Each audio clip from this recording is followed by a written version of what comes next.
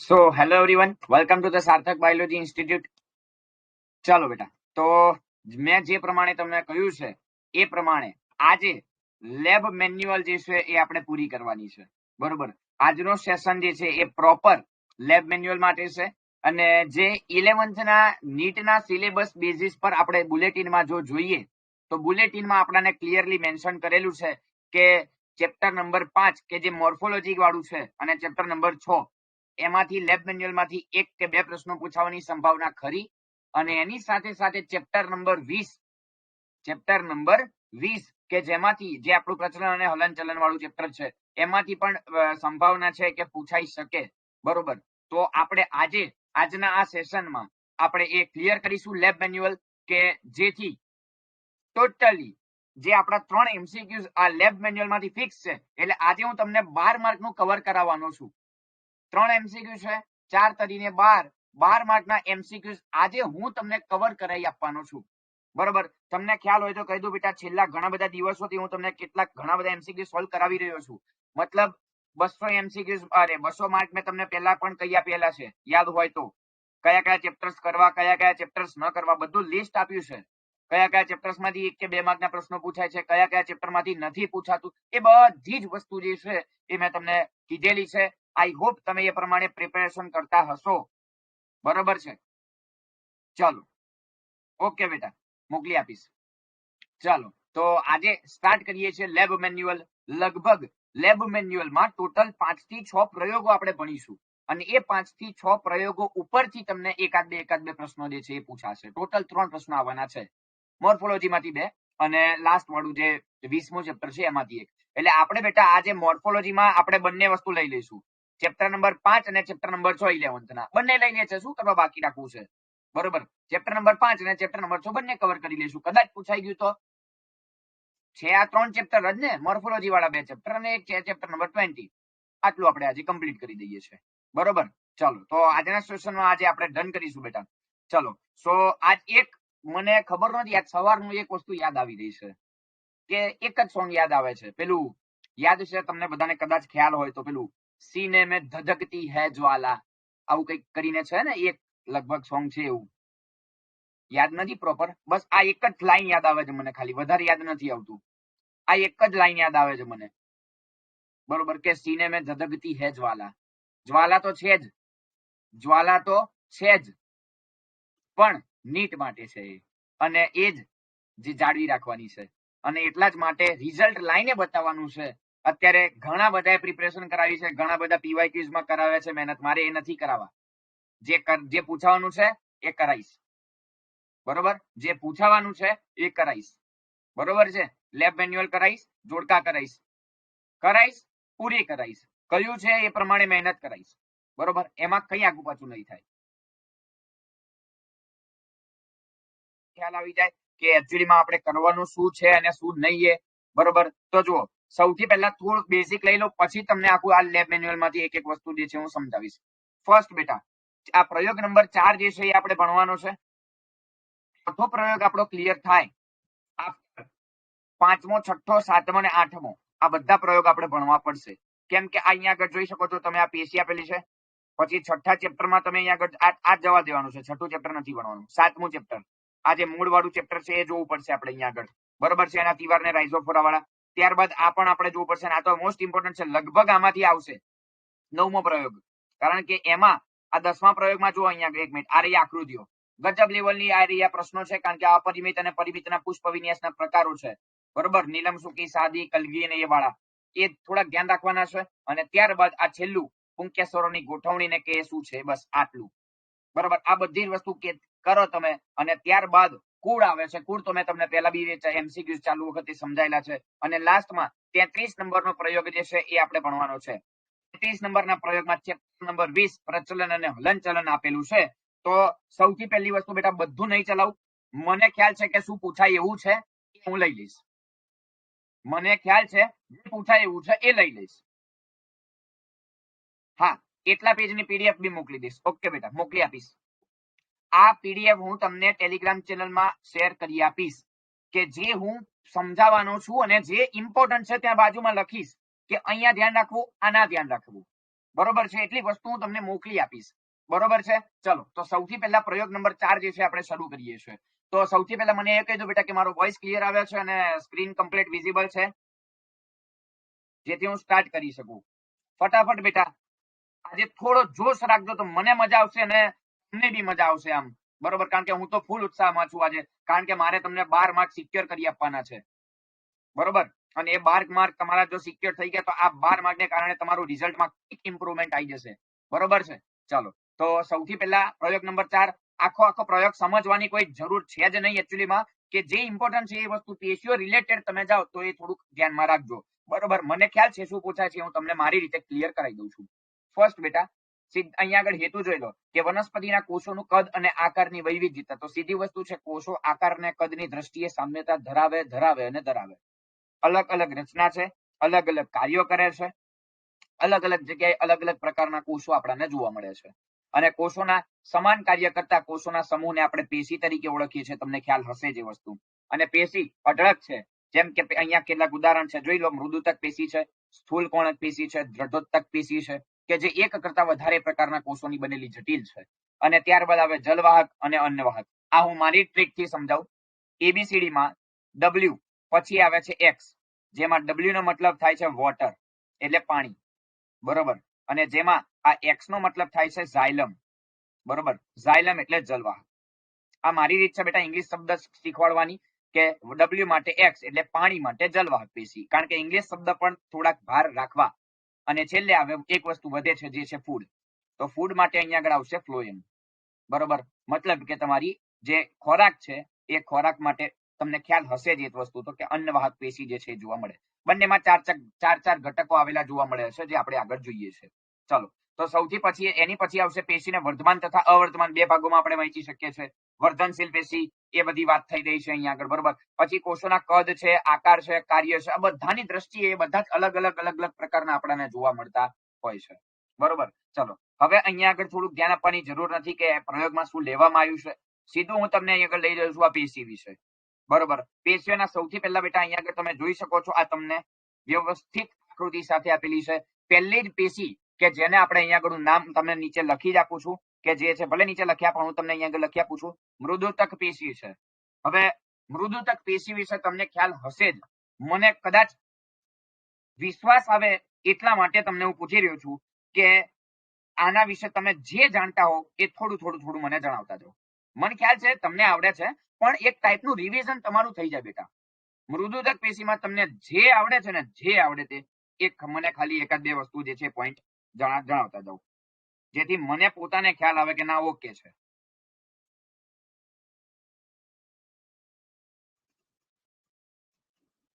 પહેલી વસ્તુ બેટા, આંતરકોષીય અવકાશ વધારે. બરોબર છે બેટા, કેમ કે બધા જ કોષોની વચ્ચે જે જગ્યા છે, ગેપ છે, જે હાજર જોવા મળે છે અહીંયા આગળ. બરોબર, મૃદુતક પેશીમાં સ્પષ્ટપણે આ જોવા મળે.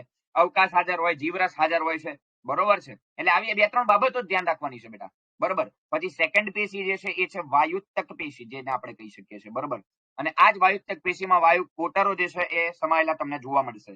ત્રીજા નંબરની પેશી જે છે એ સ્થૂલ કોણક પેશી છે, કે જેના કોષો બહુકોણીય હોય, પછી ષટકોણીય હોય, ઘણા બધા એના આકારના હોઈ શકે છે. બરોબર, અલગ અલગ પ્રકારના અલગ અલગ આકારના હોઈ શકે છે, કે જેમાં લગભગ અવકાશ નહીવત હોય છે. બરોબર, સ્થૂલ કોણક પેશી જેને આપણે કહીએ છીએ. ત્યારબાદ ચોથા નંબરની જે એની એક્ઝેક્ટ નીચે જોવા મળે છે, તમને દિલ્હી નામ લખેલું છે, એ છે દ્રઢોત્તક પેશી. ષટકોણીય આકારના કોષો જોવા મળે. અને એની બાજુમાં આવેલી બે પ્રકારની પેશી, કે જે ઉપરની બાજુએ લાંબા લાંબા કોષો કંઈક બાજુમાં બતાવું છું, જો આ રીતના કોષો કે જેને લંબોત્તક કોષો તરીકે, લંબોત્તક પેશી જેને આપણે કહીએ છીએ, અને સેમ એઝ ધેટ એની નીચે આ રીતે રાઉન્ડ રાઉન્ડમાં બતાવેલી છે એ છે શિથિલોત્તક પેશી.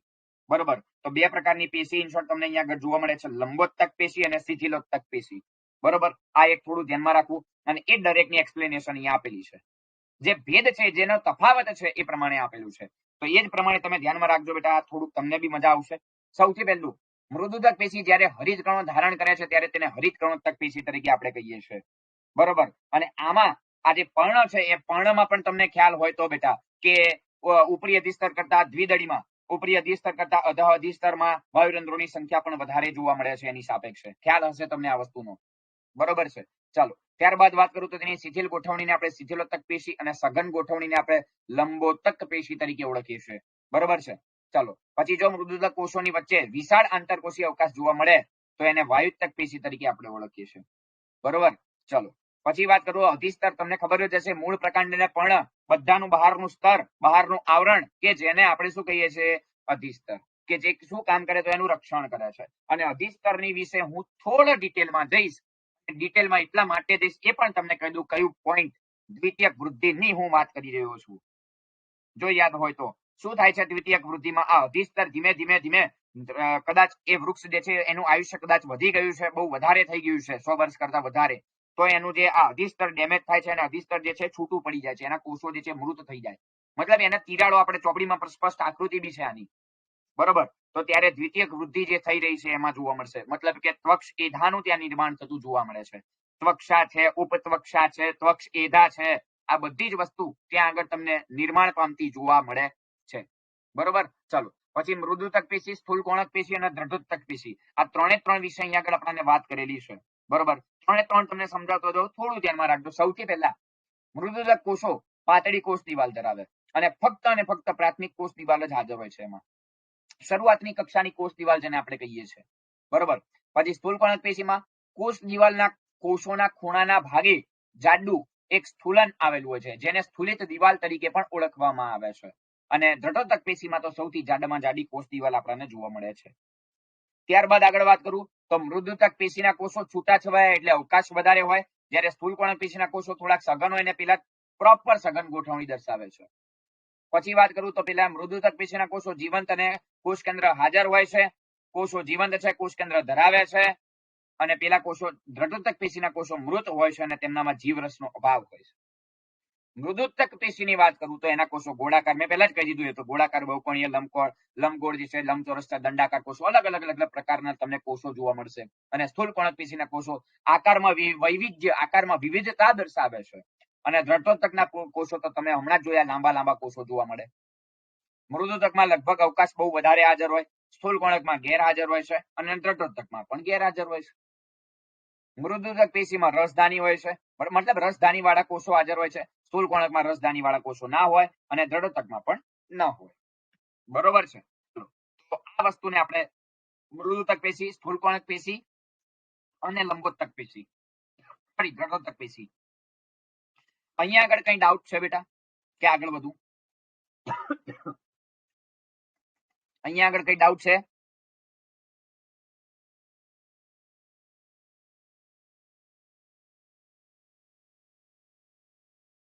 ઓકે, ચાલો, તો આગળ વધુ છું થોડો બેટા. સમજો, પર્ણના છેદનું જ્યારે આપણે અવલોકન કરીએ છીએ તો પર્ણ મધ્ય પેશીની ઉપર ઉપરી અધિસ્તર અને અધ અધિસ્તર થી આવૃત હોય, તો આપણે જાણીએ છીએ ને.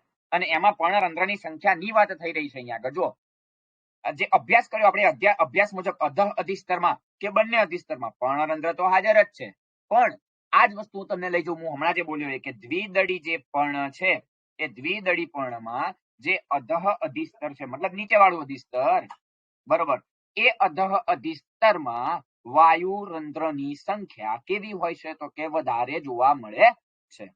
ક્લિયર છે બેટા? ચાલો, તો અહીંયા આગળ આ એક વસ્તુ ઇમ્પોર્ટન્ટ હતી કે જે મેં તમને જણાવી દીધી. ત્યારબાદ ધીમે ધીમે હવે આગળ વધીએ છીએ. હવે પાંચમો પ્રયોગ આવે છે, અને અહીંયા આગળ તમને જે પેશીઓ આપેલી છે એ છે અહીંયા આગળ લગભગ અધિચ્છદીય પેશી, કે જે સ્નાયુ પેશી છે, જે આપણા સ્નાયુઓમાં જોવા મળે છે તે.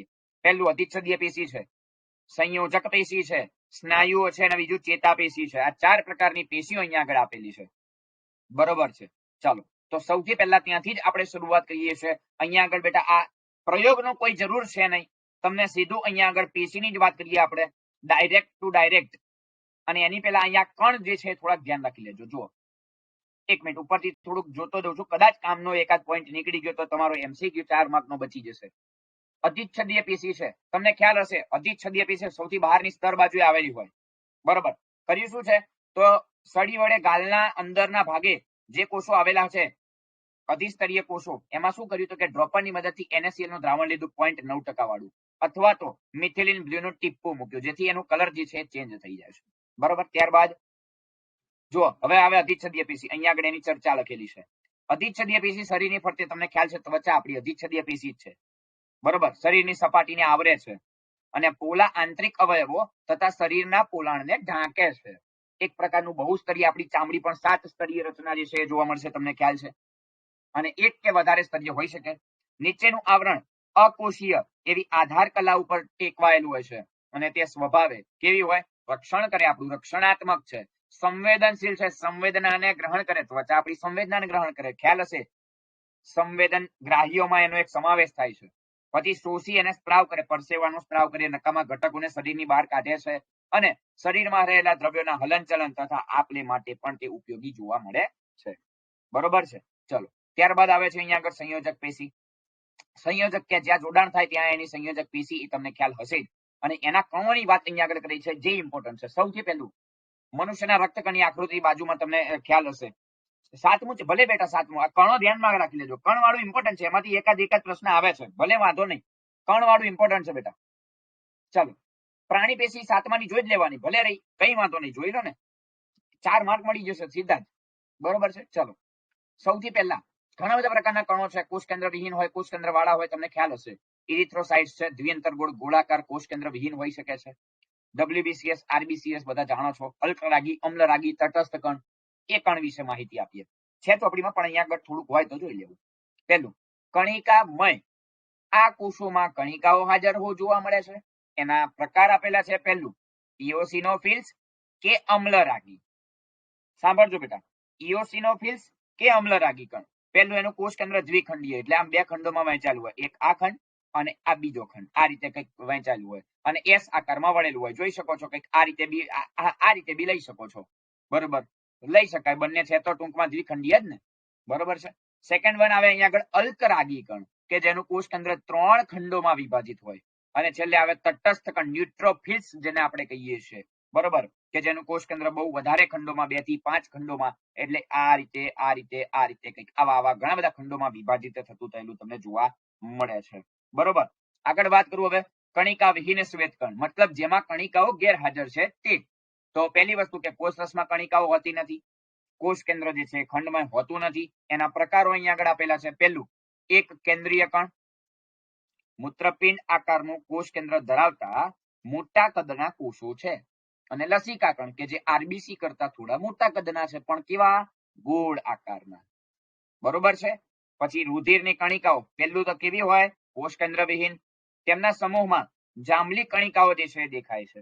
એક સાથે જૂથમાં જ્યારે ભેગી થાય ને ત્યારે એનો કલર જાંબલી રંગનો જે છે થોડો જોવા મળતો હોય છે. બરોબર, અને એની પછી ત્રીજા નંબરે આવે અહીંયા આગળ આ નામ, આ ચર્ચા થોડી ધ્યાનમાં રાખી લેવી, ઇમ્પોર્ટન્ટ છે. આને IMP કહી દઉં છું. પહેલું, રુધિરમાં જોવા મળતા રુધિર કોષો વિભિન્ન કાર્યો કરે છે.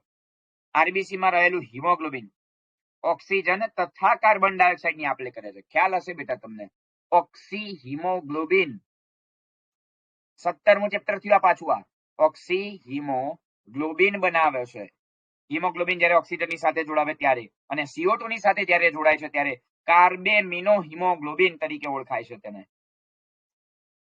ખ્યાલ હશે આ વસ્તુને, O2 CO2 ના વહનમાં જ છે આ વસ્તુ. એટલે એ જ વસ્તુ કહેવા માંગે છે કે હિમોગ્લોબિન ની સાથે જ્યારે એ જોડાય છે ત્યારે એ જોવા મળતું હોય છે. બરોબર, એમાં ઉપયોગી છે. એમાં આપણે O2 CO2 ની આપલે કરે છે, ઓક્સિજન વાયુ કોષ્ઠો સુધી લઈ જાય છે અને ત્યાંથી તેનું વહન કરાવડાવે છે. બરોબર, ચાલો. પછી લસિકા કણો અને એક કેન્દ્રીય કણો આપણા શરીરમાં પ્રવેશ કરતા કેવા છે તો કે પહેલા સૂક્ષ્મ છે. સિમ્પલ વસ્તુ છે. એક કેન્દ્રીય કણ મોનોસાઇટ્સ, નાના જ હશે ને તો સૂક્ષ્મ કહેવાય એને, અને નુકસાનકારક સજીવોનો નાશ કરે છે. રુધિર કણિકાઓ જ્યારે આપણને ઈજા થાય ત્યારે તે વધુ રુધિર વહી ન જાય એટલા માટે ત્યાં જામી જવા માટે, જેને ત્રાક કણ તરીકે આપણે ઓળખીએ છીએ. જે આપણા જ્યાં કદાચ કોઈ ઘા પડ્યો છે તો ત્યાં આગળ એ જામી જાય છે અને જેને કારણે શું થાય છે તો કે જેને કારણે એ ત્યાં રુધિરને જમાઈ રાખે છે કે જેથી શરીરમાંથી રુધિર બહારની બાજુએ વ્યય પામે નહીં. પછી વાત કરું આરબીસીએસ તથા ડબલ્યુબીસીએસ ની કુલ સંખ્યા તથા ડબલ્યુબીસીએસ ના વિવિધ પ્રકારો જે છે એની કુલ સંખ્યા જે ખૂબ જ મહત્વ ધરાવે છે. કારણ કે તમને ખ્યાલ હશે બેટા, ડબલ્યુબીસી ના કાઉન્ટ ઘટી જાય છે, વ્હાઇટ બ્લડ સેલ્સ તરત ટાઇફોઇડ રોગ બતાવે છે, તરત મેલેરિયા બતાવે છે. બરોબર, એટલે આવા ઘણા બધા, એટલે ડોક્ટર તમને ખ્યાલ હશે કે જ્યારે પણ આપણને કોઈ બી રોગ થાય છે સ્પષ્ટ કહી દેશે કે ભાઈ તમે પહેલા રિપોર્ટ કરાવો. પહેલા દવાથી મટાડશે જો મટવાનું શક્ય હશે તો, પછી રિપોર્ટ કરાવડાવશે અને જો રિપોર્ટમાં વધારે આવ્યું તો તમને સીધું કહેશે કે ભાઈ ના તમારે દાખલ થવું પડશે. બરોબર છે, એનું એકમાત્ર રીઝન એવું જ છે કે દાખલ કરો એટલે તમારે જે ઇન્જેક્શન કે જેવી વસ્તુ છે સીધી જ વસ્તુ તમારા શીરાઓમાં આપવામાં આવે, ધમનીમાં નહીં, શીરામાં આપવામાં આવે છે. શીરામાં એટલા માટે કારણ કે શીરાઓ અશુદ્ધ રુધિરનું પરિવહન કરે છે અને એ તમારા હાથમાંથી સીધા હૃદયમાં પહોંચે છે અને હૃદયમાં શુદ્ધ થઈ રુધિર શુદ્ધ થઈ અને આખા શરીરમાં પરિવહન કરે છે. આ એનું સ્પષ્ટ રીઝન છે, કાર્ય છે આ એનું. બરોબર, થોડુંક ધ્યાનમાં રાખજો. આ થોડીક આ બેઝિક લેવલની વાતો છે, બરોબર, જે જરૂરી હોવી, મતલબ કે ખ્યાલ હોવો થોડીક જરૂરી છે. ત્યારબાદ આવે સ્નાયુ પેશી. ઘણા બધા પ્રકારની સ્નાયુ પેશી છે. પહેલું રેખિત, અરેખિત અને એના અહીંયા આગળ આ પ્રકાર છે.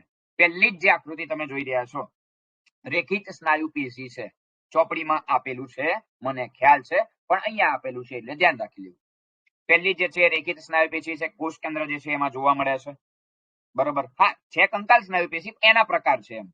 બરોબર, પહેલી છે રેખિત સ્નાયુ પેશી, બીજી જે છે એ અરેખિત સ્નાયુ પેશી છે અને ત્રીજી હૃદયમાં આવેલી જે છે હૃદ સ્નાયુ પેશી આપણને જોવા મળે છે. બરોબર, કે જેમાં કોષ કેન્દ્ર અહીંયા આગળ તમને સ્પષ્ટ લખેલું છે. બરોબર, ચાલો હવે અહીંયા આગળ સૌથી પહેલા એની ચર્ચા જોઈ લઈએ. સરળ અથવા તો અરેખિત સ્નાયુ પેશી ચામડીના નીચર્મમાં, એટલે ચામડીનો જે નીચેનો ભાગ જે હોય ને ત્યાં આગળ આ આવેલી જોવા મળે છે.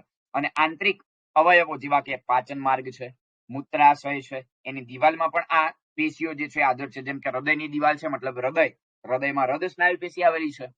બરોબર, ચાલો. સામાન્ય રીતે સ્વયંવર્તી ચેતાતંત્ર દ્વારા નિયમન પામે છે. હવે આ શબ્દ ઉપર હું થોડોક ભાર મૂકીશ. સ્વયંવર્તી ચેતાતંત્ર એટલે તમારું થાય સીધું ચેપ્ટર નંબર 21 ચેતાતંત્ર વાળો ટોપિક. અને મેં તમને ચાલાવ્યું એ દિવસથી હું તમને કહેતો રહું છું બેટા કે ચેતાતંત્ર વાળો ટોપિક ધ્યાન રાખો. કારણ કે એમાંથી ઇમ્પોર્ટન્ટ વસ્તુ પૂછાય છે. ખ્યાલ હશે તમને બી એ વસ્તુનો. બરોબર, એટલે એ થોડુંક બેટા ધ્યાન રાખવું, ભૂલી ના જતા. ચેતાતંત્ર વાળો ટોપિક મોસ્ટ પ્રિફરેબલ અને મોસ્ટ ઇમ્પોર્ટન્ટ ટોપિક છે. બરોબર, કારણ કે એક નાનકડા એવા ટોપિકમાંથી તમને સીધા 2 કે 3 પ્રશ્નો પૂછી લેશે. બરોબર, ચાલો હવે મને થોડુંક જણાવી દેજો બેટા. સ્વયંવર્તી ચેતાતંત્રમાં પીએનએસ ના 2 ભાગ હતા, એમાં એક ભાગ હતો દૈહિક ચેતાતંત્ર અને બીજું હતું એનું નામ હતું સ્વયંવર્તી ચેતાતંત્ર. જો યાદ હોય તો શું કામ કરતું હતું? યાદ છે? સ્વયંવર્તી ચેતાતંત્રનું કાર્ય શું હતું? યાદ હોય તો જણાવજો મને. ઉર્મી વેગ જે હતો ને સ્વયંવર્તી ચેતાતંત્ર શું કામ કરતો હતો? ઉર્મી વેગને સીએનએસ થી લઈ જતો અને છેક અંગો સુધી, મતલબ કે જે આપણે સરળ સ્નાયુ, લીસા સ્નાયુ એના સુધી લઈ જતો હતો, જો યાદ હોય તો.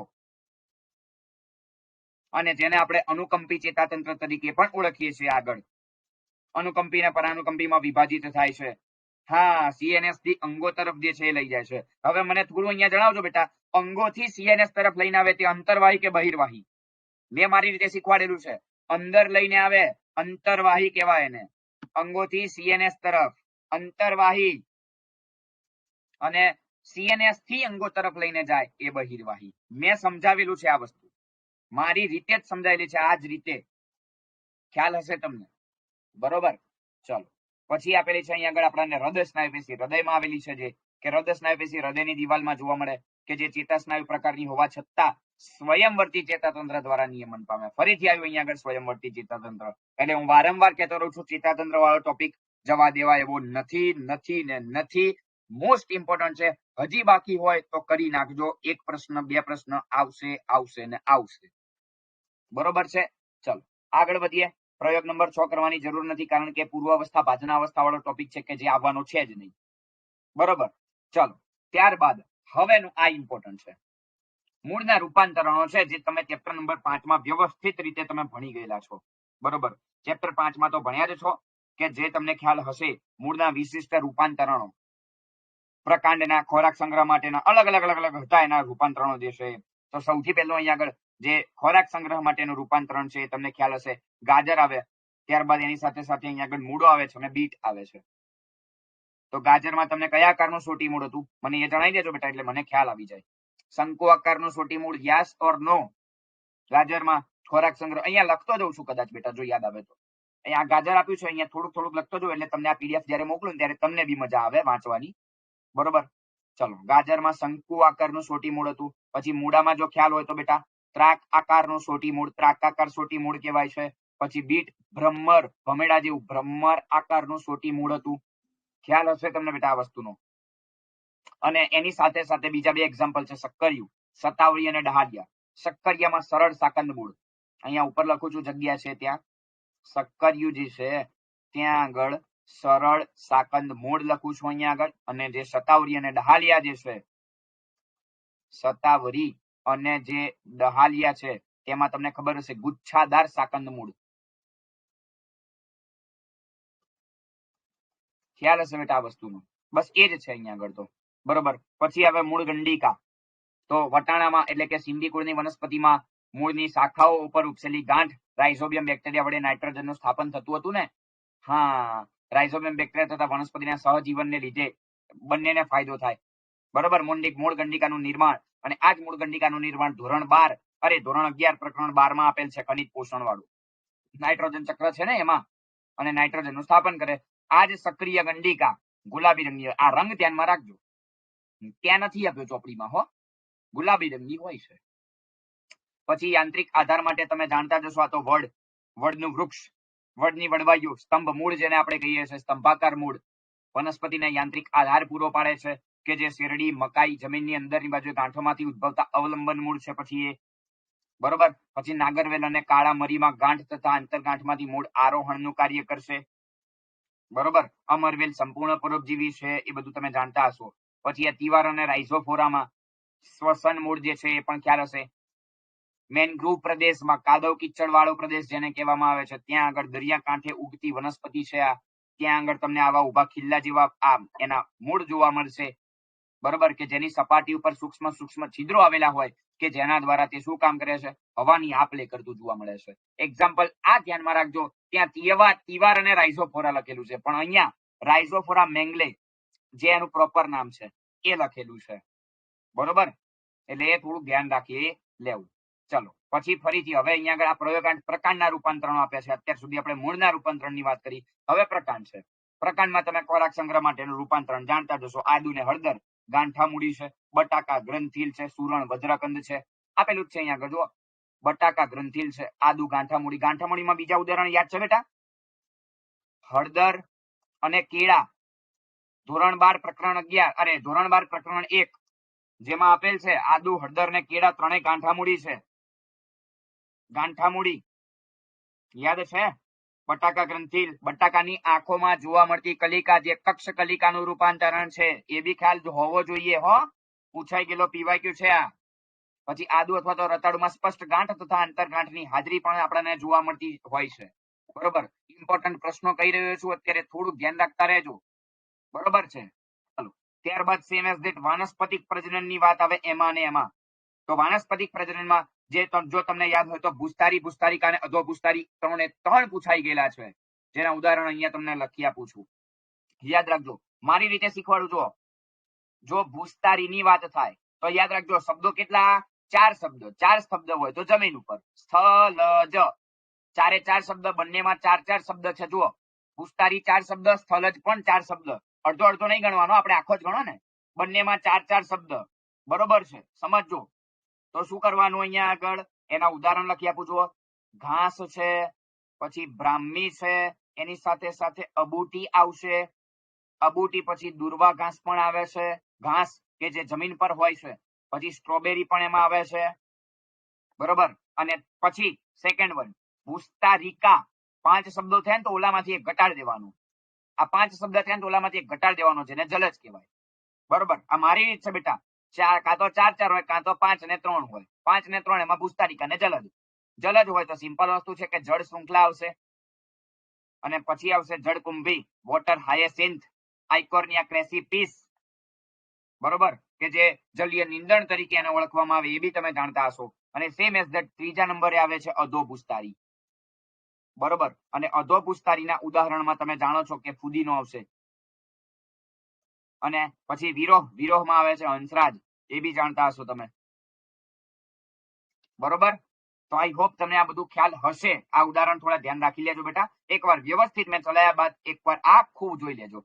જો સ્પષ્ટપણે અહીંયા આગળ આપણને આપેલું છે, પ્રકાંડમાંથી એક લાંબી આંતરગાંઠ પાણીની સપાટીને, પાણી છે જલજ થઈ ગયું, જલજ હોય તો ભૂસ્તારિકા, સિમ્પલ, મેં તો હમણાં જ કહ્યું હતું.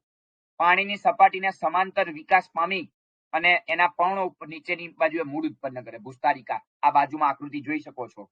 મહેંદી અને બોગનવેલ ની આકૃતિ છે. પહેલી મહેંદીની છે અને બીજી બોગનવેલ. લગભગ બધાના ઘરે હશે બોગનવેલ તો. બરોબર, જેમાં ગુલદાઉદી છે, કેળા છે, અનાનસ છે, જમીનની અંદર પ્રકારમાં રહેલી ભૂમિગત શાખામાંથી, અને એનું ઉદાહરણ અધોભૂસ્તારિકા છે. અને રક્ષણ માટેનું રૂપાંતરણ તો તમને ખ્યાલ હશે કે પ્રકાંડની ઉપર કંટક કાંટા જે જોવા મળે છે, જે એના રક્ષણાત્મક માટે જો એનું રક્ષણ કરશે તો એનું કોમન ઉદાહરણ લીંબુ છે, આપેલું જ છે આઈ. પછી જો દમયંતી છે, પેલું દમયંતી કશાકમાં આવતી હતી ખબર, પિક્ચરમાં, કદાચ જોતા હોય તો પિક્ચર દમયંતી વાળું કશું હતું તો ખરા એકાદું, લગભગ સોનું સૂદ અને એમાં પિક્ચર છે આ, લગભગ જોઈ લેજો. નીટ પછી પણ હાલ ના જોતા, હાલ નીટ છે. ચલો, ત્યારબાદ હવે દાડમ, ખીજડો, બોગનવેલ છે. એની સાથે સાથે મહેંદી, કરમદી અને ગુલાબ પણ આવશે. અને ગુલાબમાં છાલસૂડ, ગુલાબ ઉપર જોવા મળતા કાંટા, એ બી ધ્યાન રાખજો. લખી આપું છું અહીંયા આગળ. ગુલાબમાં જોવા મળતા જે છાલસૂડ છે, સૂડ એટલે કાંટા થાય. અને બાજુમાં કૃષ્ણ કમળ, એ પ્રકાંડને આધાર આપવા માટે એક પ્રકાંડ સૂત્ર જેનું રૂપાંતરણ કરતું જોવા મળે. હાડ સાંકળ અને કૃષ્ણ કમળ બંને પ્રકાંડ સૂત્રો એ પ્રકાંડનું આધાર માટેનું રૂપાંતરણ છે. સેમ એઝ ધેટ જો પ્રકાશ સંશ્લેષણ માટેનું કાર્ય હોય તો ફાફડા તોર તમે જાણતા જ હશો કે જેના પર્ણ જેવા હોય, ફાફડા તોર જેને કેક્ટસ કહેવાય, કેક્ટસ. લખી આપું છું અહીંયા આગળ, ફાફડા થોર. એ જ વસ્તુને ફાફડા થોરને જ કેક્ટસ તરીકે ઓળખવામાં આવે. એનું બાજુમાં આકૃતિ છે, જોઈ લેજો. બરોબર છે, કેક્ટસ છે. પછી કલક, નોટ ક ન ક, થોડું જોજો બેટા, કલક છે, કલક. યુફોરબિયા જેને કહેવાય, યુફોરબિયા. કલક છે, કલક, નોટ કનક. બે અલગ અલગ વસ્તુ છે, કનક અને કલક. બરોબર, અને આ બંને જે છે પર્ણ સદ્રશ્ય પ્રકાંડ છે, કે એનું પ્રકાંડ જ લીલું હોય, પર્ણ જેવું. પર્ણ સદ્રશ્ય પ્રકાંડ છે. અને એ પર્ણ કાર્ય સ્તંભ તરીકે પણ એને ઓળખવામાં આવે. અહીંયા સ્પષ્ટ લખેલું છે, સ્પષ્ટપણે આપેલ છે. અને કેક્ટસ બી અહીંયા લખેલ છે. ધ્યાનમાં રાખજો બેટા આ વસ્તુઓ. બરોબર, એની પછીની ચર્ચા જોઈ લઈએ એકવાર, કે ઉદાહરણો પ્રકાંડના વધારાના કાર્ય, સંગ્રહ, ટકાઉપણું, વાનસ્પતિક પ્રજનન, પ્રકાશ સંશ્લેષણ, આવા બધા કાર્યો કરે છે. અને એના કાર્યને અનુરૂપ તેની બાહ્ય રચનામાં અને અન્ય રચનામાં રૂપાંતરણ થાય છે. બોલો બેટા, આ વસ્તુ ક્લિયર છે? તો હું આગળ વધું. ફટાફટ ઝડપથી જવાબ આપી દેજો મને.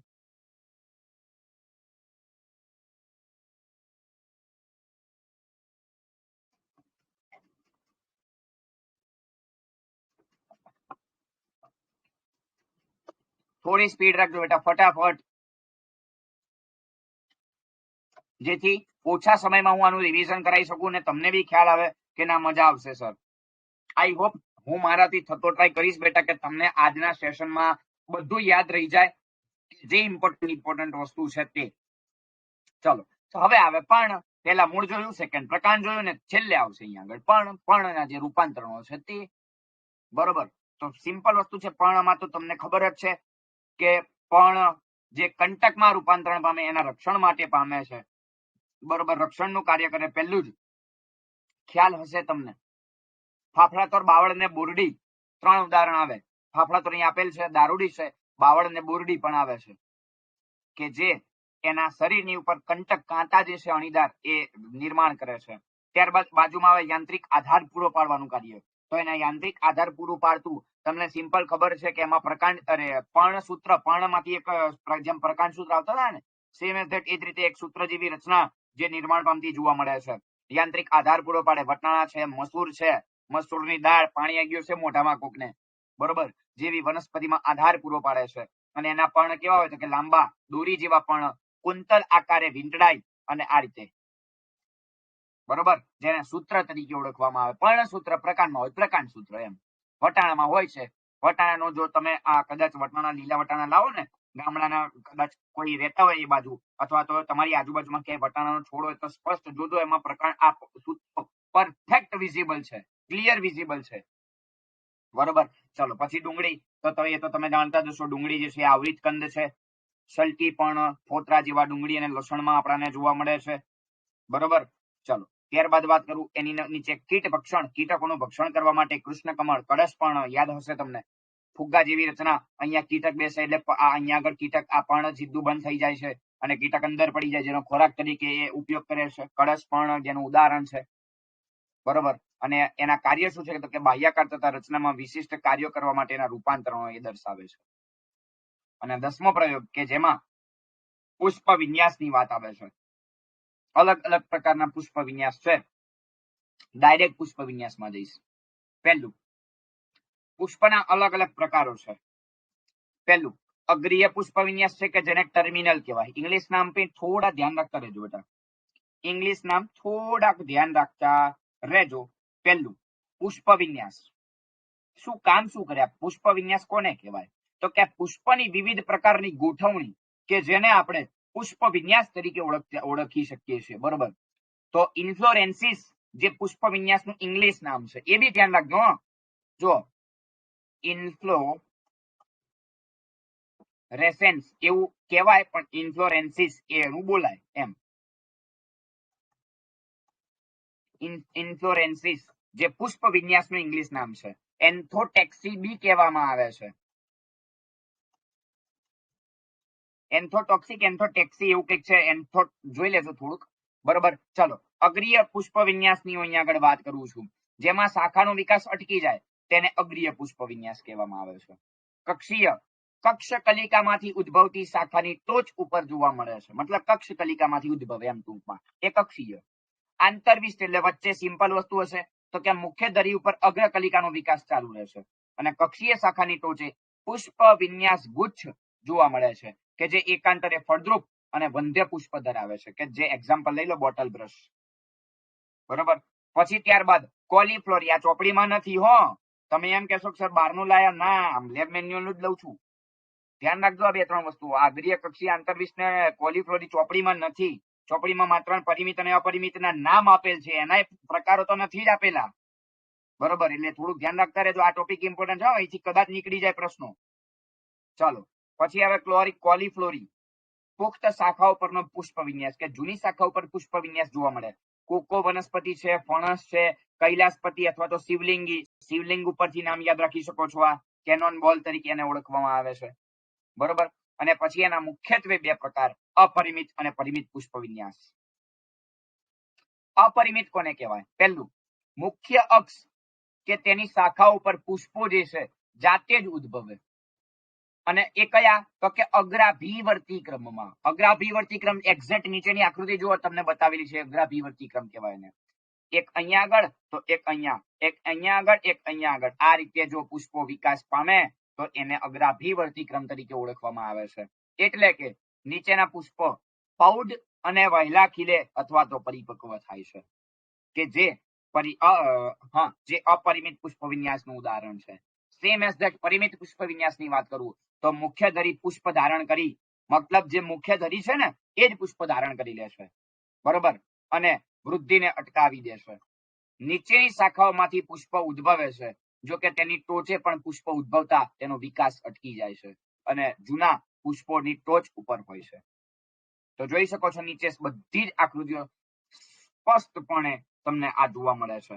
અને અહીંયા આગળ આ જોઈ શકો છો બેટા, આ જે આકૃતિ છે આ છેલ્લે આ બી ભણવાનું છે, પરિમિત અને અપરિમિત બે. ધ્યાનમાં રાખજો. પહેલા આ અપરિમિતના ઉદાહરણ લઈ લઉં તો જો આ પહેલી જ જે આકૃતિ છે ને એ કલગીની છે. અહીંયા આગળ એના ઉદાહરણ લખતા દઉં છું કારણ કે આના ઉદાહરણ લગભગ મને ખ્યાલ નથી નીચે આપ્યા હોય કે ના આપ્યા હોય, પણ હું એના ઉદાહરણ તમને બી લખીને આપું છું. જોઈ લેજો થોડાક. કલગીમાં રઈ, મૂળ અને ગલતોરો. રાઈ, મૂળ અને ગલતોરો. આ 2 એક્ઝામ્પલ આવશે અને આ 3 એક્ઝામ્પલ આવશે. કલગી પછી એની બાજુનું એક્ઝામ્પલ જે છે એ છે સુકીનું. પેલા નામ લખી દો એટલે શું મારે વારંવાર પેન ના બદલવી પડશે.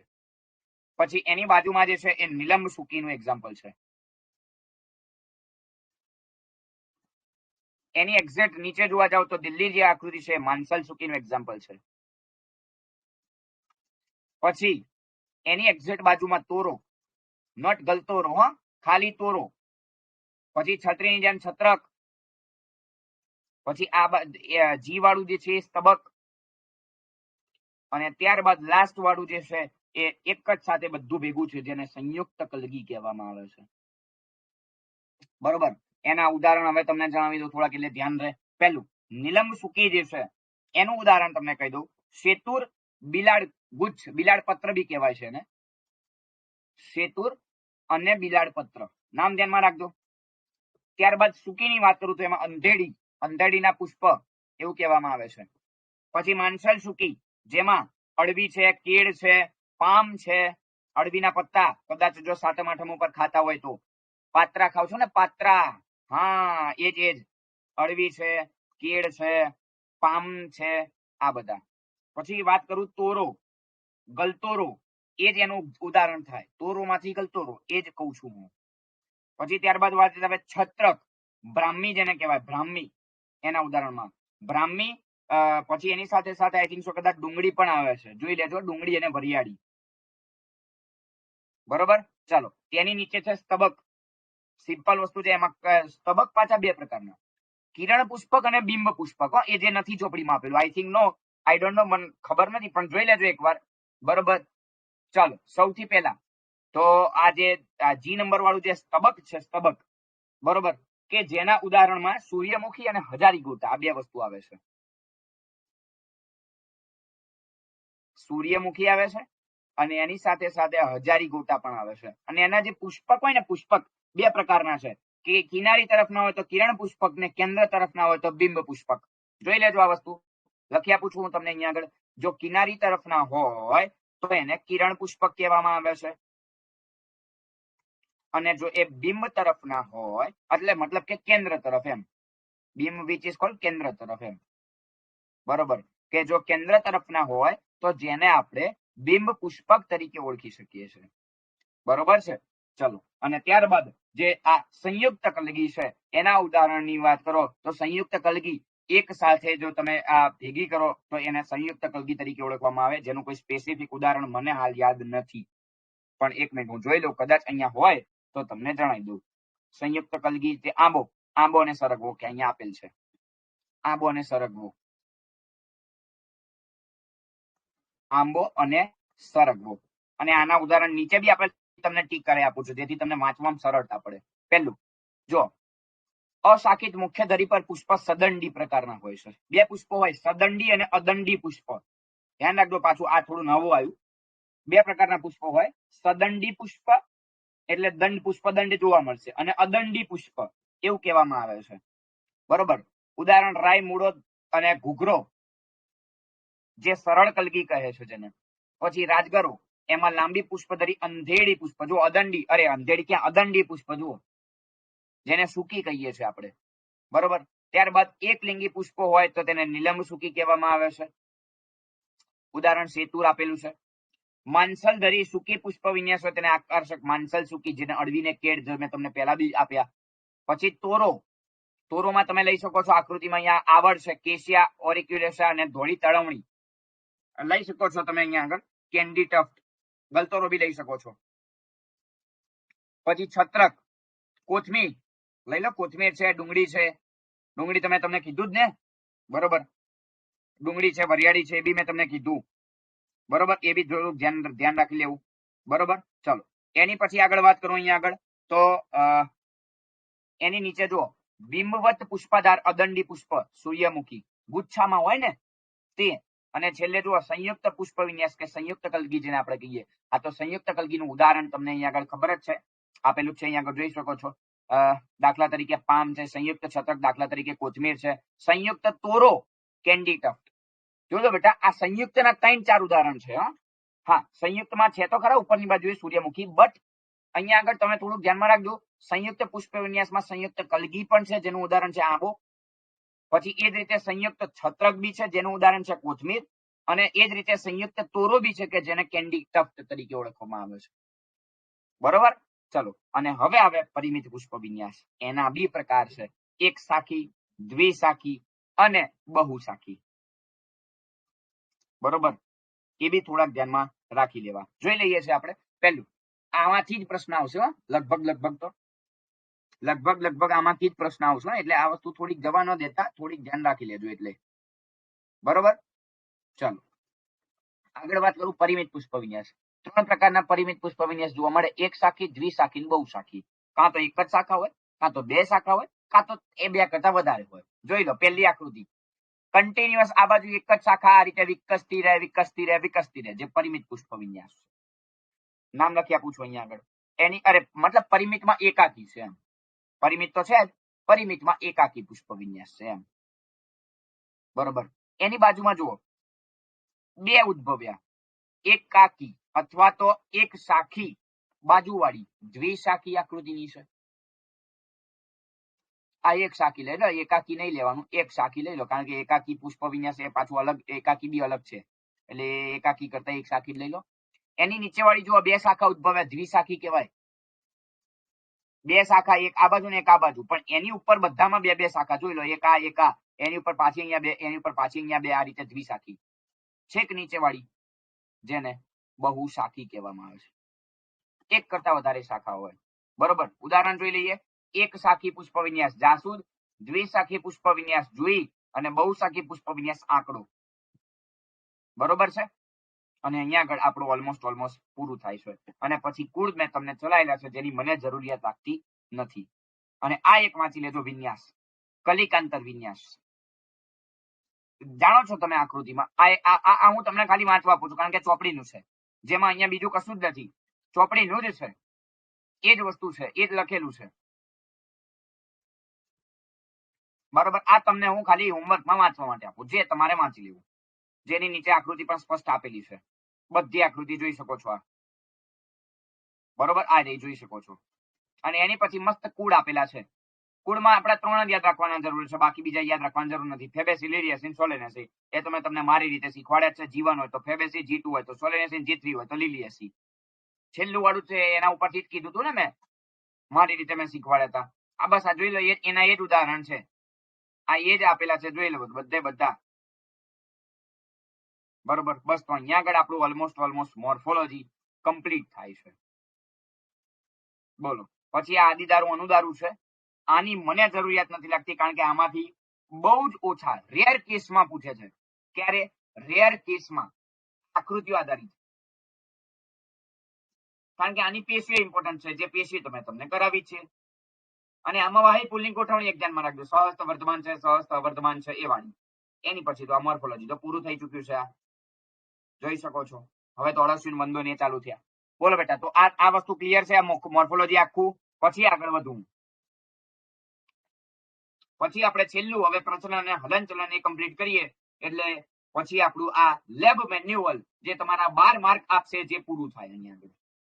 બરોબર છે. ચાલો તો હવે સીધો છેલ્લો એક્સપેરિમેન્ટ લઈ લઉં છું, છેલ્લો પ્રયોગ. બરોબર. આ વાળો 33 નંબરનો પ્રયોગ, પ્રચલન અને હલનચલન વાળો ઇમ્પોર્ટન્ટ પ્રયોગ. પહેલું, મનુષ્યના કંકાલમાં કુલ 206 અસ્થિ છે, પુખ્ત મનુષ્યમાં. બરોબર. કે જેના 2 ભાગ પાડી શકીએ. યાદ રાખજો, અક્ષીય અને ઉપાંગીય કંકાલ તંત્ર. અક્ષીય કંકાલ તંત્રમાં કોનો સમાવેશ થાય એ બી જોઈ લો એકવાર. એવી રીતે બી નીકળી શકે પ્રશ્ન. તો કોનો નથી થતો એમ નીકળે. બરોબર છે. ખોપરી છે, કરોડસ્તંભ છે, ઉરોસ્થિ છે અને પાંસળીઓ. જ્યારે ઉપાંગીય કંકાલ તંત્રમાં અગ્ર ઉપાંગ, પશ્વ ઉપાંગ અને મેખલા, સ્કંદ મેખલા, નિતંબ મેખલા, જેનો સમાવેશ થાય છે. આ માનવ ખોપરી છે. માનવ ખોપરીમાં હાડકા તમે જાણતા હશો. ઉપરની બાજુનો આ વિસ્તાર અગ્ર કપાલી, સેન્ટરમાં આવેલો અહીંયા આગળ જે બંને બાજુનો વિસ્તાર મધ્ય કપાલી, એની બાજુમાં શંખક અસ્થિ, પછી આંખની આ ગુહા નેત્ર ગુહા, નાકનો આ માર્ગ નાસી માર્ગ, હનુ એટલે જડબું, ઉપરનું ઉપલું જડબું હનુ જે કહેવાય, નીચેનું જડબું અધોહનુ તરીકે ઓળખવામાં આવે. એનું વર્ણન તમને બાજુમાં કહી દઉં. મોસ્ટ ઇમ્પોર્ટન્ટ ફોરામેન છિદ્ર. કહું છું હમણાં આવશે નીચે તમને, જોજો. ચાલો પહેલું, તેમાં હાડકાના 2 સમૂહ જોવા મળે, એક મસ્તક અને એક ચહેરો. મસ્તક એટલે મોઢું, અને બીજો આપણો જે ચહેરો બનાવે છે તે આખું. મસ્તકમાં ધ્યાનમાં રાખજો બેટા, મોસ્ટ ઇમ્પોર્ટન્ટ.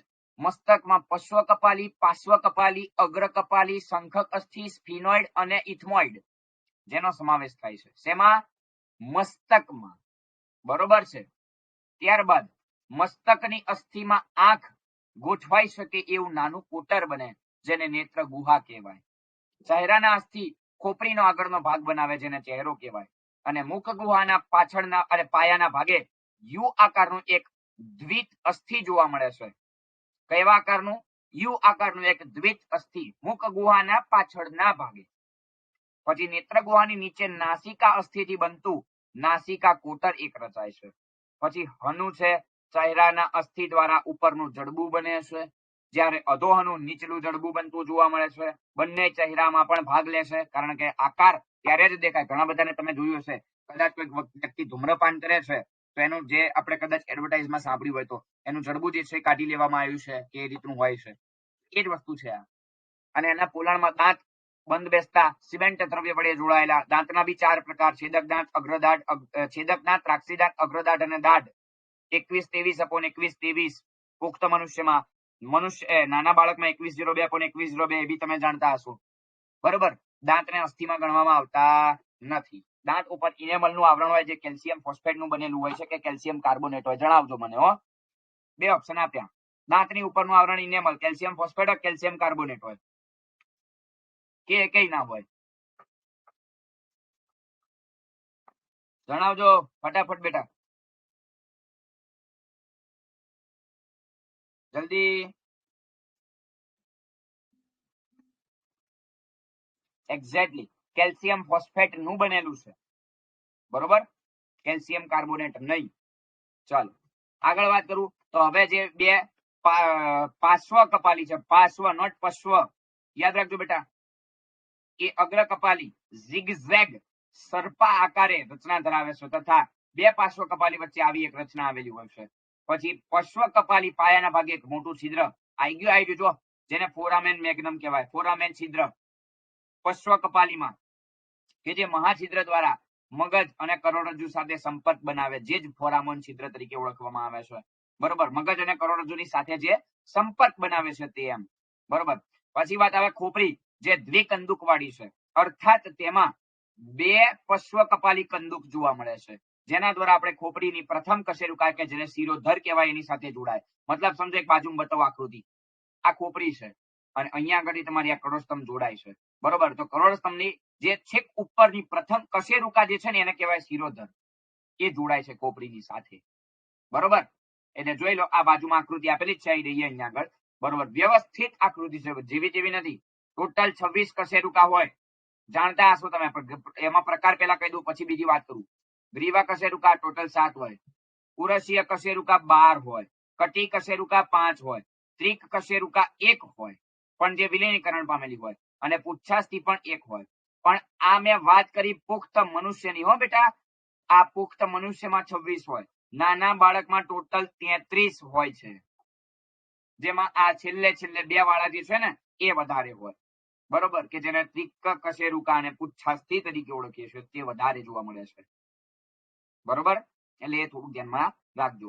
આગળ વાત કરું, દરેક કશેરુકાના કેન્દ્રમાં રહેલી પોલા ભાગને ચેતાનાલી, આ વચ્ચે વાળો સેન્ટર વાળો પ્રદેશ જે છે ને, જેને ચેતાનાલી કહેવામાં આવે છે, જેમાંથી કરોડરજ્જુ પસાર થાય છે અને પ્રથમ કશેરુકાને શિરોધર કે જે એની સાથે જોડાય છે, ખોપરીના પશ્વ કપાલી કંદુક સાથે. બરોબર, જે મેં પહેલા જ જણાવ્યું છે. ચાલો, ત્યારબાદ હવે લાક્ષણિક કશેરુકા, જેમાં કશેરુકા કાય મેરુદંડ આપણે કહીએ છીએ. બરોબર, રૂપાંતરિત મેરુદંડ. પછી દ્વિપાર્શ્વીય રીતે ઉદ્ભવતા અનુપ્રસ્થ પ્રવર્ધો અને ચેતાનાલી, કે જેમાંથી કરોડરજ્જુ પસાર થતી જોવા મળે છે. ત્યારબાદ વાત આવે પૃષ્ઠ મધ્ય તરફ રહેલા ચેતાકંટક, કે જે બે ચેતાકમાનના જોડાવાથી બને છે, જેનો સમાવેશ અહીંયા થાય છે. શરીરમાં કશેરુકાના સ્થાનને આધારે અનુપ્રસ્થ પ્રવર્ધો તથા ચેતાકંટકમાં લંબાઈમાં ફેરફાર જોવા મળે છે. અને પાસે આવેલી બે કશેરુકાઓ, કે જેમના અગ્રભાગ અને પશ્વ ભાગ યોજી પ્રવર્તે, એટલે આગળનો ભાગ અને પાછળનો ભાગ, અહીંયાથી જે જોડાણ થાય એ યોજી વાળું પ્રદેશ એમ. બરોબર, યોજી પ્રદેશથી એ લોકો જોડાય, યોજી પ્રવર્તથી એ લોકો જોડાય છે. અને બે પાસે આવેલી કશેરુકાનું વચ્ચે આંતર કશેરુકી તકતી, એટલે કે ગાદી, કે જે ઘસારો ન પહોંચવા દે, એ આવેલી હોય છે. હવે જોજો, એની નીચેની નોંધ ઇમ્પોર્ટન્ટ છે, જવા જાય એવી નથી, મોસ્ટ ઇમ્પોર્ટન્ટ છે. કરોડસ્તંભ શરીરની મધ્યવર્તી ધરી બનાવે છે, શરીરને ટટ્ટાર રાખે છે.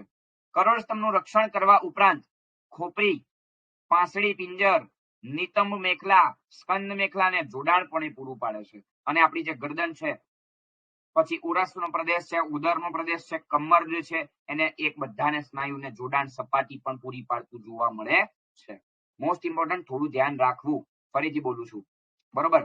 અને ત્યારબાદ ફરીથી પાંસળી પિંજર, 3 પ્રકારની પાંસળીઓ, સાચી પાંસળી, ખોટી પાંસળી અને તરતી પાંસળી. સાચી પાંસળીઓની જોડ 1 થી 7 હોય છે, ખોટી પાંસળીની જોડ 8 થી 10 હોય છે, અને તરતી પાંસળીઓની જોડ માત્ર ને માત્ર 11મી અને 12મી જોડ હોય છે, બરોબર.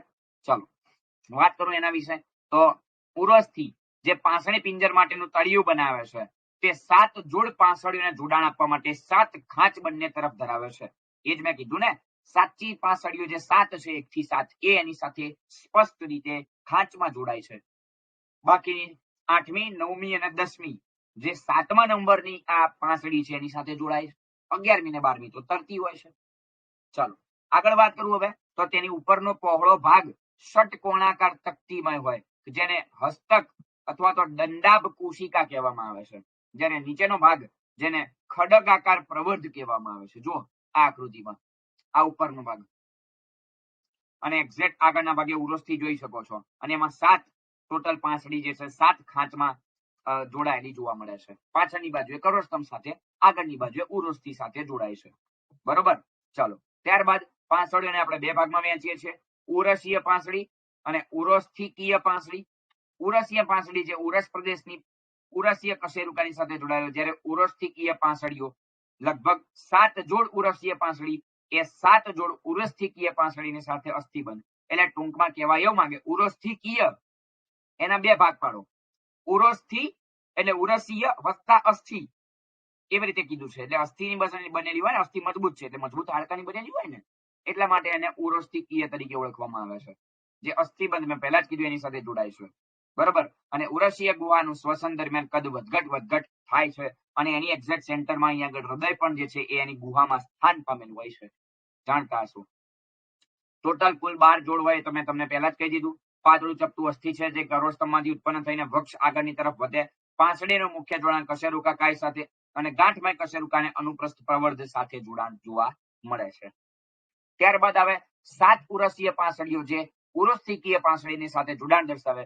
છેલ્લી 5 જોડ પાંસળીઓ એની સાથે જોડાણ દર્શાવતી નથી, જેથી એને ખોટી પાંસળી અને છેલ્લી 2 ને તરતી પાંસળી, જે મેં તમને પહેલા જણાવી દીધું છે ઓલરેડી, બરોબર. અને એનું કામ શું છે જોઈ લો. હૃદય છે, ફેફસા છે, એને રક્ષણ આપે છે, શ્વાસોશ્વાસમાં પણ મદદ કરે છે, બરોબર. એટલે આ બધા પ્રશ્નો મોસ્ટ ઇમ્પોર્ટન્ટ છે, થોડાક ધ્યાન રાખજો, મજા આવે એવા પ્રશ્નો છે. ત્યારબાદ વાત આવે અહીંયા આગળ સ્કંદ મેખલા. આગળનો સ્કંધાસ્થિ વાળો પ્રદેશ કે જે સ્કંદ મેખલા કહેવામાં આવે. જોઈ શકો છો એક આ ઊભું હાડકું જે આપણે તમને સ્પર્શ કરી શકો છો, તમે આ અહીંયા આગળ ગરદનનો ભાગ છે ત્યાંથી નીચે થોડુંક સ્પર્શ કરજો, તમને જોવા મળી જશે અક્ષક જેને કહેવાય. એની નીચે આવે આ સ્કંદ મેખલા, પાછળનો ભાગ સ્કંધાસ્થિ જેને કહેવાય. પેલા બોડી બિલ્ડરો જે બતાવે ને આ ઉપસી આવતું હાડકું, એ આ સ્કંધાસ્થિ, બરોબર. અક્ષક અને સ્કંધાસ્થિથી બને. સ્કંધાસ્થિ એ મોટું ચપટું ત્રિકોણાકાર અસ્થિ છે જેમાં થોડી ધાર ઉપસેલી હોય, એક કંટક કે પ્રવર્ધ જેને આપણે કહીએ છીએ, જે ચપટો થોડો લંબાયેલો, જેને સ્કંધાગ્ર પ્રવર્ધ કહીએ છીએ, બરોબર. પછી અક્ષક લાંબુ છે, કોમળ છે, 2 વળાંક વાળું છે અને સ્કંધાગ્ર પ્રવર્ધની સાથે જોડાય છે. અને સ્કંધાગ્ર પ્રવર્ધમાં રહેલા ખાડા જેવા ભાગને સ્કંદ ઉલુખલ કહે છે, જેમાં ભુજાસ્થિનું શીર્ષ બંધ બેસે છે, ખભાનો સાંધો બેસે છે, ખભાનો સાંધો બનાવે છે. અને 2 ભાગથી બને. દરેક અર્ધ ભાગમાં એક અક્ષક અને એક સ્કંધાસ્થિ હોય, જેને આપણે હાંસડીનું હાડકું કહીએ છીએ. યાદ રાખજો એમસીક્યુ માટે, આ એમસીક્યુ માટે ધ્યાન રાખજો આ. ચાલો પછી વાત આવે પૃષ્ઠવંશી પ્રાણીઓમાં સ્કંદ મેખલા ત્રીજો ઘટક ઉરોસ્કંદ જેને આપણે કહીએ છીએ તે ધરાવે છે, જે માનવમાં નામશેષ હોય છે અને નાના નાના પ્રવર્ધના રૂપમાં સ્કંદ ઉલુખલ પણ જોવા મળે છે, બરોબર છે. ચલો ત્યારબાદ આવે નીચેવાળી નિતંબ મેખલા કે જે થોડોક ભેદ તમને સામાન્ય કહી દઉં, સ્ત્રીઓમાં મોટી હોય, પુરુષમાં નાની હોય, બરોબર. ચાલો 2 ભાગથી બને. બંને અર્ધ ભાગમાં 3 અસ્થિ, નિતંબાસ્થિ, આસનાસ્થિ અને પૂર્વ નિતંબકાસ્થિ એકબીજામાં વિલીન થયેલા હોય, એટલે એકબીજા ભેગા થયેલા હોય એમ. વિલીનનો મતલબ એવો થાય કે એકબીજા જે છે ભેગા થયેલા હોય એમ, બરોબર.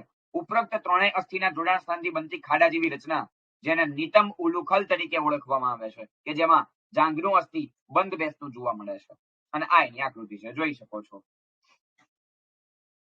ત્યારબાદ વાત કરું નિતંબ મેખલાના બંને અર્ધભાગમાં શરીર વક્ષ તરફ, જ્યાં જેને જંગનાસ્થી સંધાન, અહીંયા આગળથી પગ આપણા, હા એ જ બરોબર, પ્યુબિક સિમ્ફાઇસિસ તરીકે એને ઓળખવામાં આવે છે. નિતંબ મેખલાની સામાન્ય રીતે નિતંબનું અસ્થિ કહેવાય. નિતંબાસ્થિ ચપટા ત્રિકાસ્થિ કશેરુકાની સાથે અનુપ્રસ્થ પ્રવર્ધ વડે જોડાણ દર્શાવે છે. સેમ ઇઝ ધેટ, એવી જ રીતે હાથ કે અગ્ર ઉપાંગના અસ્થિ, એટલે હાથ જે છે અગ્ર ઉપાંગ ને પગ જે છે પશુ ઉપાંગ કહેવાય ને, એમાં રેડિયોલના મોસ્ટ ઇમ્પોર્ટન્ટ છે, એ ધ્યાન રાખજો, એકબીજા ઉપર સરકતા સાંધા છે એ, બરોબર. ચાલો જો તેમાં ભુજાસ્થિ છે, રેડિયસ કે જેને અરિયાસ્થિ કહેવાય, અલ્ના જે પ્રકોષ્ઠાસ્થિ એટલે અરિય પ્રકોષ્ઠાસ્થિ એવું બી કહેવામાં આવે છે, રેડિયો અલ્ના કો કાં તો અરિય પ્રકોષ્ઠાસ્થિ કો, એ રીતે એને કહેવામાં આવતું હોય છે. પછી મણિબંધાસ્થિ કે જે આપણું આ કાંડું હોય ને, કાંડું એ વાળું. પછી આવે એની આગળ પશ્વ મણિબંધાસ્થિ એટલે આપણી હથેળી, અને પછી આવે અંગુલિયાસ્થિ કે જે આપણી આંગળીઓ છે. પછી વાત કરું તો ભુજાસ્થિ, ભુજા જે આપણું આ આપણે બોડી બિલ્ડરોને પેલા બોડી બતાવતા બાઇસેપ્સ ફૂલી આવે, એ ભુજાસ્થિ બાજુમાં બતાવેલું જો. ભુજાસ્થિ લાંબુ ધરીવાળું સીધું અસ્થિ છે કે જેનાથી બાહુ અથવા તો ભુજા બને છે, જેનું શીર્ષ સ્કંદ મેખલાના સ્કંદ ઉલુખલમાં ફિટ થાય છે, બંધ બેસે છે, અને એની સાથે તે નિકટવર્તી છોડા ઉપર ત્રિકોણાકાર રીતે ફિટ થાય છે ખીલ્લી મારીને, બરોબર. એવી રીતે તો ના થાય, આ તો ખાલી કહેવાની વાત છે એમ, કે જે ભુજાના સ્નાયુને આધાર આપે છે. અને દૂરસ્થ ભાગે એક છિદ્ર, યાદ રાખજો મોસ્ટ ઇમ્પોર્ટન્ટ, ચક્રક પ્રવર્ધ તરીકે એને ઓળખવામાં આવે, બરોબર. ટ્રોચેલર પ્રોસેસ કહેવામાં આવે છે, ચક્રક પ્રવર્ધ કે જે કોણીનો સાંધો, મિજાગરાનો સાંધો યાદ હોય તો રેડિયસ અલ્ના, હાલ જ મેં વાત કરી તમને, અરિય પ્રકોષ્ઠાસ્થિકો રેડિયો અલ્ના કો એ જ છે. આ રેડિયસ અલ્ના બે ભિન્ન અસ્થિ છે, અગ્રબાહુમાં હોય કે જેમને રેડિયસ અલ્ના કહેવામાં આવે. અલ્ના સુવિકસિત અસ્થિ છે અને નિકટવર્તી છેડો જે પ્રકોષ્ઠાગ્ર પ્રવર્ધ ધરાવે છે, જે ભુજાસ્થિ સાથે કોણીનો સાંધો છે. અને મણિબંધાસ્થિમાં જે આપણું કાંડું છે 8 હાડકા હોય, હથેળી છે એમાં 5 હોય, અંગુલી અસ્થિમાં ટોટલ 14 હોય, અંગૂઠામાં 2, દરેક આંગળીમાં 3, બરોબર છે.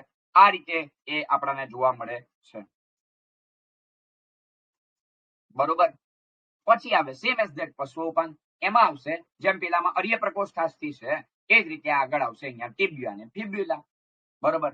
તેમાં ઉર્વસ્થિ, ઉભયાસ્થિ, નલાસ્થિ, જે ટિબિયા ફિબ્યુલા કહી દો, ઢાંકણી છે, ગુલ્ફાસ્થિ છે, પશ્વ ગુલ્ફાસ્થિ છે, અંગુલિયાસ્થિ છે, એ જ વસ્તુ છે, બરોબર. ઉર્વસ્થિ લાંબામાં લાંબુ અસ્થિ, યાદ રાખજો, આ લાંબામાં લાંબુ અસ્થિ છે, અને ઉર્વસ્થિનું શીર્ષ એ નિતંબ ગુહામાં, પેલામાં ભુજાસ્થિનું હતું, અહીંયા ઉર્વસ્થિનું છે, અને તેના નિકટવર્તી ભાગને ત્રિકોણાકાર ભાગ અર્બુદ કહેવાય કે જે જાંઘના સ્નાયુને જોડાણ સપાટી આપે છે.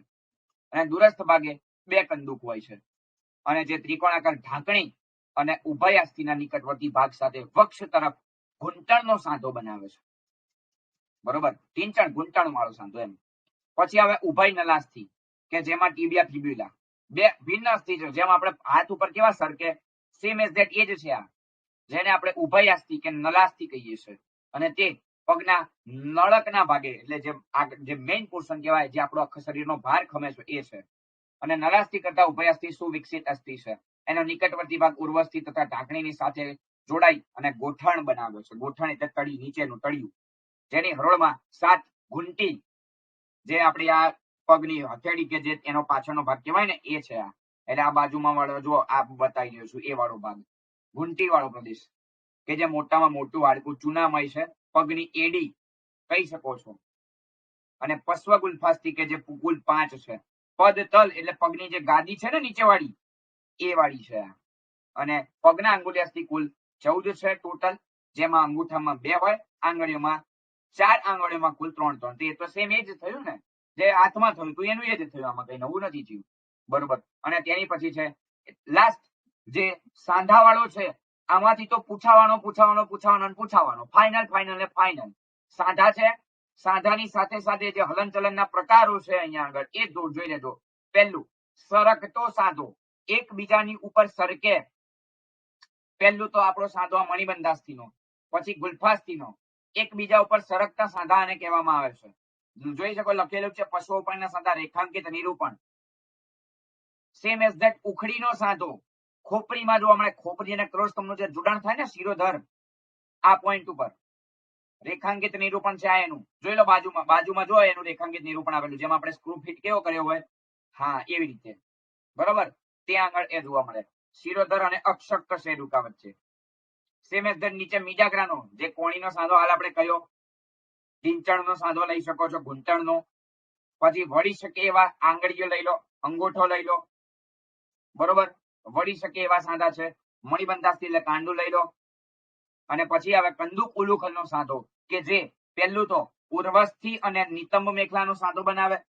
જોઈ શકો છો બાજુમાં નિતંબ મેખલા અને ઉર્વસ્થિ જે પગનો જે પશ્ચોપંગ વાળું જે છે ને એ, અને ત્યાં આગળ હથોડી અને એરણ, જે કાનમાં પણ આ જ વસ્તુ જોવા મળે છે. Same is that. તો અહીંયા આગળ આપણે આપણું આ હલનચલન અને પ્રચલન વાળો ટોપિક પણ ટોટલી કમ્પ્લીટ કરીએ છીએ. સો ઇન શોર્ટ અત્યારે હાલ મેં જેટલું ચલાવ્યું જેમાંથી લગભગ 13 ઇમ્પોર્ટન્ટ છે. બોલો આજે જે મેં ચલાવ્યું એમાં કઈ ડાઉટ હોય, કઈ ના આવડ્યું હોય, કઈ ના ખબર પડી હોય તો મને જણાવો.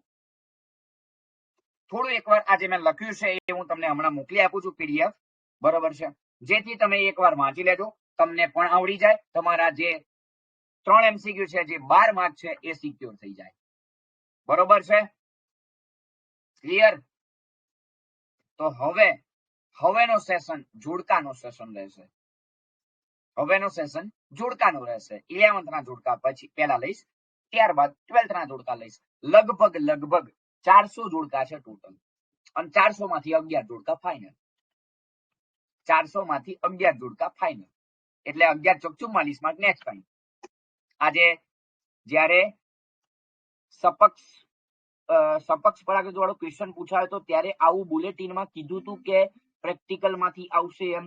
ત્યારની બેટા મારી પાસે છે નહીં બુલેટિન, કારણ કે ત્યારે એકચ્યુઅલીમાં અત્યાર જેટલું હતું જ નહીં. નીટનું મહત્વ લગભગ ત્યારે હતું, હું ના નથી પાડતો, પણ ત્યારે લેબ મેન્યુઅલ લગભગ બહુ ઓછા પર્સન્સ વાંચતા હતા, જેમને ખબર હોય, બરોબર હશે તો ખરા જ, કારણ કે નીટનો સિલેબસ 2019 માંની જ આ બુલેટિન છે. 2020 માં પણ સેમ હતી, 2021 માં પણ સેમ હતી, 2022 માં પણ સેમ છે. ખાલી પુઠ્ઠા બદલ્યા છે ઉપર નીચેના, બાકી કશું નથી. એટલે લગભગ હશે જ, બરોબર. એટલે થોડું ધ્યાનમાં રાખજો. આ ગજબ લેવલના છે. આ મૂકી દીધો બેટા. યસ. આ પીડીએફ પણ તમને હમણાં મોકલી આપું છું.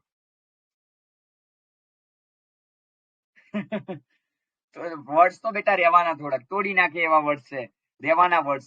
થોડુંક મહેનત કરજો આમાં, 1-2 વાર વાંચી લો એટલે તમારી આજે વાંચી લો ને, અત્યારે જ વાંચી લો ને, શું વાંધો છે? અત્યારે વાંચી લો 2-3 વાર. હાલ મેં ભણાવ્યું તો હાલ તમને તાજું તરત યાદ રહી જશે. હાલ જ વાંચી લો, બરોબર. હાલ વાંચી લો, 1-2 વાર રિવિઝન કરી લો. હાલ જ પીડીએફ મોકલી આપું છું હું, બરોબર છે, ટેલિગ્રામમાં મૂકી આપું છું હું આ, બરોબર છે. ચલો, તો આજનો સેશન અહીંયા ડન કરું છું. અને એક વાત જણાવી દઉં એની પહેલા કે હવે જોડકા આવશે. 11th ના જોડકા એકવાર લઈશ, ત્યારબાદ 12th ના જોડકા લઈશ, કે જેથી મારે જોડકામાં પણ 44 માર્ક નથી જવા દેવડાવવા. વધારે પૂછાય તો કોઈ વાંધો નહીં, 10 તો મેક્સિમમ પૂછાય છે જ, તો એ તો 40 માર્ક તો બેઠા જ છે, જે મારે હવે આ last period of time cover કરવા છે, બરોબર. એટલે સિમ્પલ વસ્તુ છે બેટા, કે જે લોકો મારી સાથે પહેલેથી જોડાયેલા છે, મતલબ કે જ્યારે મારો ક્રેશ કોર્સ જે છે એ લોન્ચ થાય છે ત્યારથી લઈને છેક જ્યાં સુધી નીટ પૂરી ના થાય ત્યાં સુધી હું એમનો સાથ નથી છોડતો. મતલબ સાથ છોડવો મતલબ અહીંયા હું કયા રીઝન્સમાં કહી રહ્યો છું એ થોડુંક ધ્યાન આપજો. લેક્ચર લીધા પતી ગઈ વાર્તા ના, લેક્ચર લો, ફોલોઅપ લો લેક્ચરનું, મતલબ કે તમને જે વર્કશીટ આપી એ સોલ્વ કરી, વર્કશીટના ડાઉટ્સ બધી જ વસ્તુ રેગ્યુલર કન્ટિન્યુટી વેમાં થઈ છે, રેગ્યુલર એક્ઝામ્સ થઈ છે, બધી જ વસ્તુ થઈ છે, બરોબર છે. મતલબ from first day to last day same pattern, બરોબર. મેં તમને પહેલેથી કીધેલું હતું હું લેબ મેન્યુઅલ કરાઈશ. મને રહીને ખબર પડી, મતલબ કે જે બુલેટિન મેં પ્રોપર નથી જોઈ, પણ બુલેટિનમાં પછીથી મને ખ્યાલ આવે બુલેટિનમાં છે એકચ્યુઅલીમાં મેન્શન સિલેબસ, એ બી જોયો મેં. અને એમાં મને લાગ્યું કે આ વર્ષે મારે લેબ મેન્યુઅલ કરાવી છે, મારે 3 કે જે 4 MCQ છે સિક્યોર કરવા છે, એ મેં લેબ મેન્યુઅલ આજે હું પૂરી કરું છું, બરોબર.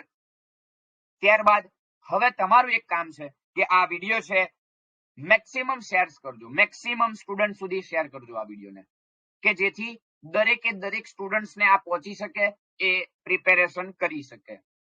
બરોબર. છેલ્લા દિવસોમાં જે આ નીટ વાળો જે નાનો એવો ટાઈમ પીરિયડ વધ્યો છે, 10-15 દિવસ આગુ પાછું, બરોબર, એ ટાઈમ પીરિયડમાં મેક્સિમમ પ્રિપેરેશન થઈ શકે, ખૂબ સારા માર્ક લાવી શકો. અને આઈ હોપ તમે લોકો બધા જ જે OMR શીટ મેં પ્રોવાઈડ કરી છે એમાં એક્ઝામ્સ આપતા હશો. બરોબર છે. જેથી તમારી પ્રેક્ટિસ વધી રહી હશે, એક્યુરેસી જળવાઈ રહી હશે. અને આવી ઘણી બધી બાબતો છે, 2-3 બાબતો કે જેનું તમે ધ્યાન રાખતા હશો. તો આઈ હોપ ખૂબ સારા માર્ક આવશે. તમારે ચિંતા જરાય કરવી નહીં. મહેનત આખું વર્ષ કરી છે, મેં કરાવડાવી છે. વિશ્વાસ રાખજો, આવશે માર્ક. આવશે જ. આવશે નહીં, આવશે જ. બરોબર છે. અને લાવીશું. બહુ અઘરું નથી નીટ. આવી જશે. ચિંતા ના કરશો, આવી જશે. બરોબર છે. બસ મહેનત કરો, રેગ્યુલર પાથવે ઉપર મહેનત કરો, રેગ્યુલરિટી ઉપરથી મહેનત કરો. મતલબ કે રેગ્યુલર મહેનત કરો, આજ કરી કાલ નહીં, એવું નહીં. રોજ કરો, રોજ મહેનત કરો, રોજ થોડી થોડી કરો. અને એ થોડી થોડી મહેનત ક્યારેક કંઈક મોટી સફળતા આપી જશે. રોજ થોડી થોડી મહેનત કરો, ક્યારેક એક એવો ધડાકો બોલશે ને નીટમાં, આજે આવી ગયું રિઝલ્ટ, બૂમ પડાઈ દેશે રિઝલ્ટ તમારું, બૂમ પડાઈ દેશે એમ. અને હા, રિઝલ્ટ આવે ને મોકલવાનું ના ભૂલતા. કોન્ટેક્ટ નંબર મારો નીચે ડિસ્ક્રિપ્શનમાં આપેલ છે. રિઝલ્ટ આવે ને મોકલવાનું ના ભૂલતા.